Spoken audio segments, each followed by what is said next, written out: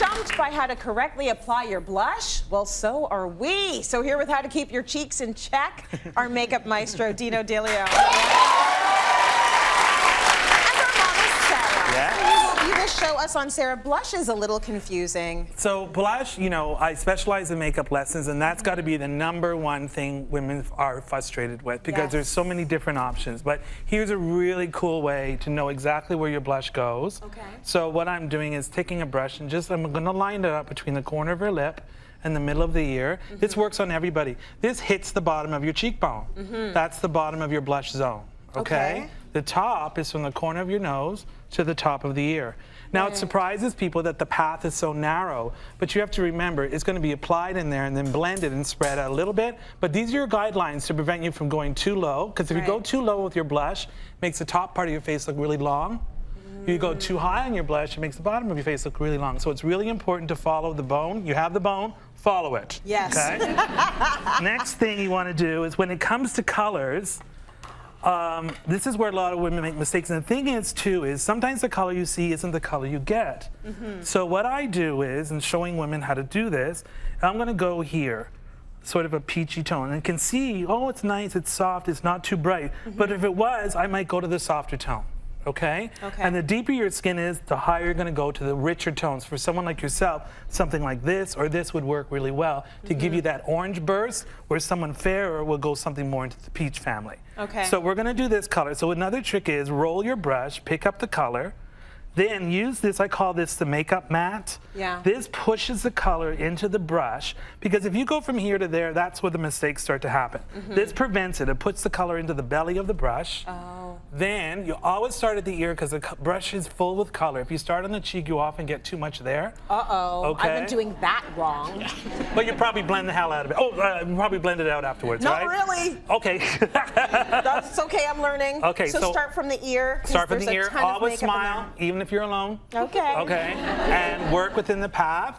Go back and forth across the bone first, then come up onto the apple. So it's not just two circles on your on the apple.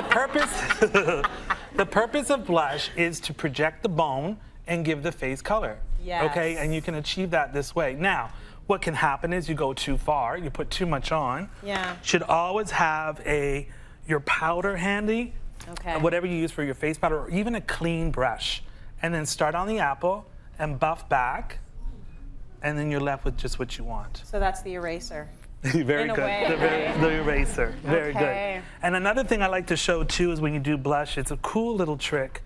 Close your eyes for me, and just go right across the eyelid, and a little on the tip of the chin. And then open your eyes. It just gives glowing to the face. It pulls it all together. Okay? Now, some people also ask, can I contour and highlight? When you do your blush this way, you actually are contouring the cheekbone. Okay? Because it's stronger on the bottom. You can actually see it. And then it softens and diffuses.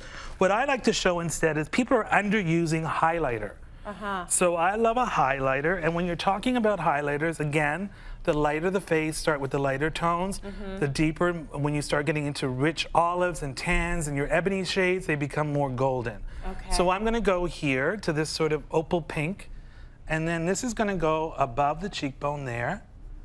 And then blend that bottom edge into the blush. Then you can also take a little bit and go up into the temple. So that's the little, the top of the three, or the C. This is we call it the beauty crescent. The beauty crescent. Because it shows off the eyes, it lifts up the cheekbone. It opens up the path between the eyes. Because a lot of people put blush on the temple. And what happens is, this is what it does to your face. It closes you up. So always I tell people, imagine a line from your brows to your nose. That path should always be light, and your blush goes underneath it. Got it. And then you're saying you don't necessarily have to contour underneath it. No, but if you want to, do it very lightly. If you really want to cut out a sculpt for night, it goes under the blush line? So here's where it's going to go. I love an angle brush. Again, check your color. And where it should go is, turn this way for me, is there's the stop line. Start at your ear, go under the cheekbone to that point there. And then just softly blend it, and that will project the bone even more. Don't bring it all the way there. Okay? Good lessons. Thank you for that. And you're a very good model. Thank you.